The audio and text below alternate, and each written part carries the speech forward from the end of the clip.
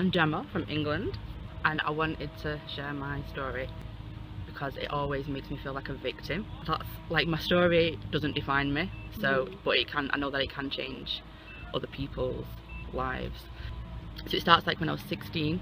I'd grown up in a Christian home and I got my first boyfriend. I was 16 and we moved in together like within like 6 months. I slowly stopped seeing my family. It was a really abusive relationship.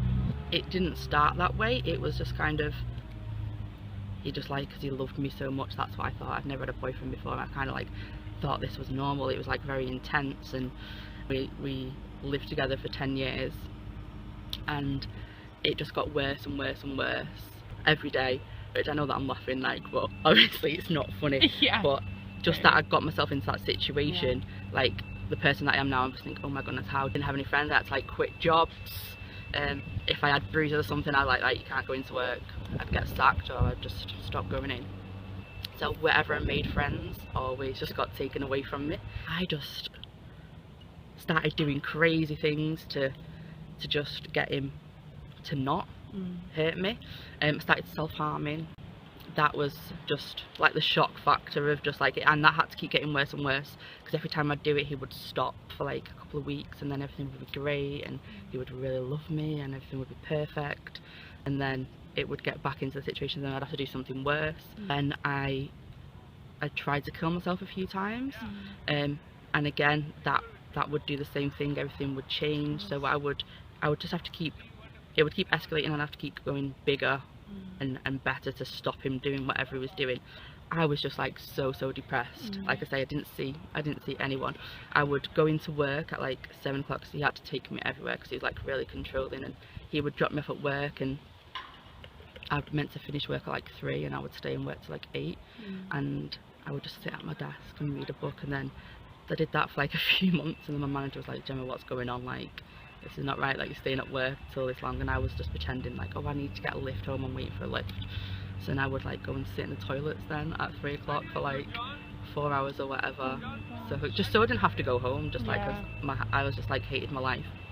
And then my little sister, she was Christian, and I kind of like started seeing her in secret. I have to make sure I'll be back at work for him to pick me up at night. It's so now to say it sounds so good, but that was just like normal. That was just like what I did to like survive kind of thing. So I was seeing my sister in secret. I knew something was not right, because 10 years you've just gone like this recluse. Of course, we don't see you, we don't know, they know something's going on but they don't know the extent of it. So my sister's like, oh yeah, I've been praying for you at our home group, and I was just fuming at that. I was like, listen love, I don't want your prayers, because in my eyes I could see my family on Facebook and it looked like they had this perfect life, and there couldn't be a God if I'm just like this black sheep of the family, just like alone. Totally. So I was just like, listen, I'm not interested in your prayers, save them for someone who wants them, because I don't. And then over the course of these few weeks she'd be just like drop these little nuggets of like, oh, we prayed for you last week, and it kind of like started comforting me a little bit. And I kind of like wanted her to tell me that she'd prayed for me. It was so weird. Until one day she said to me, you're not gonna like what God said. And I'm like, oh Lord, God's speaking to you now, is he? Like, that's just brilliant. And she said, God said that you need to start praying for yourself. And I was so offended. I was like, a bunch of Christians are sat in that house and we can't be bothered praying for Rachel's sister anymore, so that's it. But it wouldn't leave me. So I tried to leave this guy like hundreds of times. He would always find me. I literally couldn't leave. If I tell him like that is not going to go down well, I'm not going to be able to leave. But this voices just keep telling me like, you need to tell him that you're leaving him, and I'm like, I cannot do that. I said, no, it's Holy Spirit now, just like, just do it. And I'd got home from work one day and I'd been caught out in a lie, and I knew that it was going to be bad when he got home.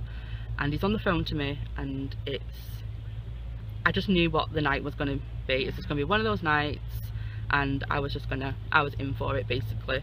And I just remember like this voice is just telling me, just tell him that you're leaving. And something just took over me in that moment, and I was like, I'm leaving you. And he put the phone down, which is so weird because he's like so controlled, and he had to be like connected to me all the time when these things were going on. So that was just like so out of character for him to put the phone down on me. And if he did enrage, it would always like phone back straight away. So I'm like, he's not like ringing me back, what's going on? So I remember I just packed out this Tesco bag of just like belongings, because I thought if I'm gone he's just gonna like trash the house. I remember I stood at the bus stop, and at the bus stop there's like this hill, and I'm like, oh man, he's gonna come over this hill in a minute, he's gonna see that I've got my stuff and that I'm leaving, he's gonna kill me. And then I got on the bus and he hadn't shown up, and he's still not rang me. And I'm like, what is going on? And then I got off the bus and he still wasn't there, still not heard from him. And I managed to leave him. My sister just took my phone off me straight away, blocked his number, so he couldn't get hold of me. And I thought I was going to be dead happy. I thought that was it. Yeah. Life is made. I've got rid of him. Yeah. I'm going to be happy. And I was even more depressed because I needed God. I didn't. I know that it was really bad, but I think I was even more depressed because I thought that I was just going to magically feel better. I just thought that life was going to be brilliant, and it wasn't. I was just, it was awful. So 3 months later, he emails me at work, on my work email, just this really nice email. It's probably the nicest email he's ever sent me, and it was just like how sorry he was, that it was all his fault. And I'm just like, I'm so depressed without him.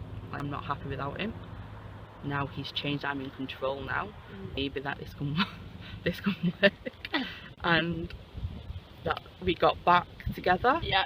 And as soon as I'd got back together, it's like I'd give him more control again, and that was it. It was 100 times worse than it was for those 10 years, and I was just like, what have I done? I'm not ever going to be able to leave him again. I managed to do it once, I'm never going to be able to do it again. How was it worse? What did he do? He was just more abusive, more controlling. And I've got this relationship with my family now, so it wasn't just me. Like, do you know what? Sometimes I would do things and I'd be like, do you know what? I'll just take a beating because I'm going to go and see this person. But now it's like he's threatening my sisters if I don't do this, or he's going to get this done to mum and dad. And I'm like, my family kind of like back for like the first time in like 10 years. So even to me, I'm like, I don't know what, I'll just take it. But just a mess. I just didn't know what to do. And then this little voice starts speaking to me again and tells me the only way you're going to be happy now is when you give your life to God. And that's not I do not think that way. I was just like, that is the most weird thing. Why are you thinking that stuff? Like, what does that even mean, give your life to God? I'm just like, nah. And this keeps coming to me for like a few weeks. Just this little tapping, just like, Gemma. I was like, okay, let's do it. So I said to my sister, I'm like, don't let those Christians come over to me. Do not let them pray for me. Don't let them try and hug me, because I didn't like physical contact at all. I come to church, I sat at the back. People did come and hug me, which I was not happy about. Of course they did. And this lady came and she gave me this word from God. Started crying, like hysterical crying.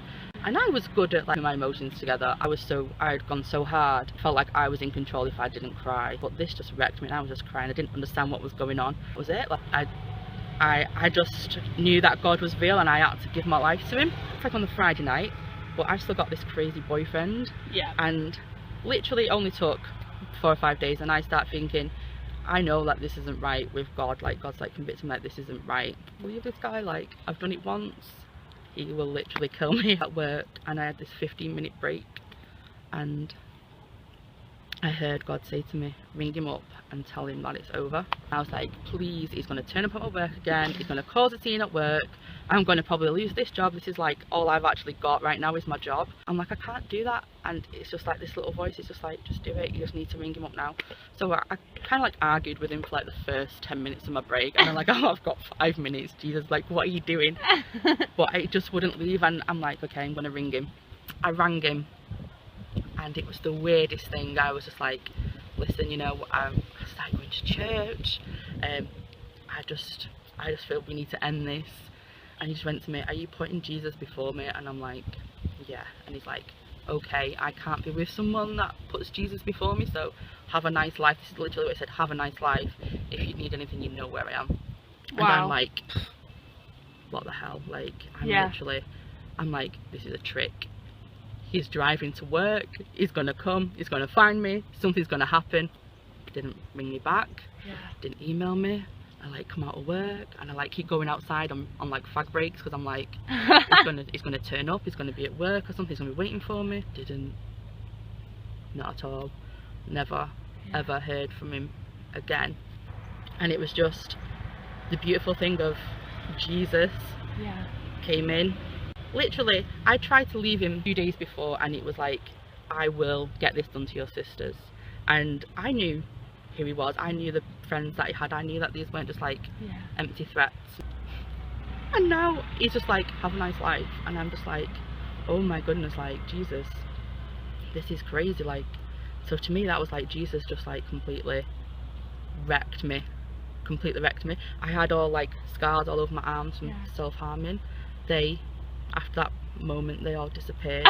Crisscrosses all on my arms, and he just took everything from that old Gemma, that old life, and just completely restored it. It was just incredible. He just like literally just changed my life.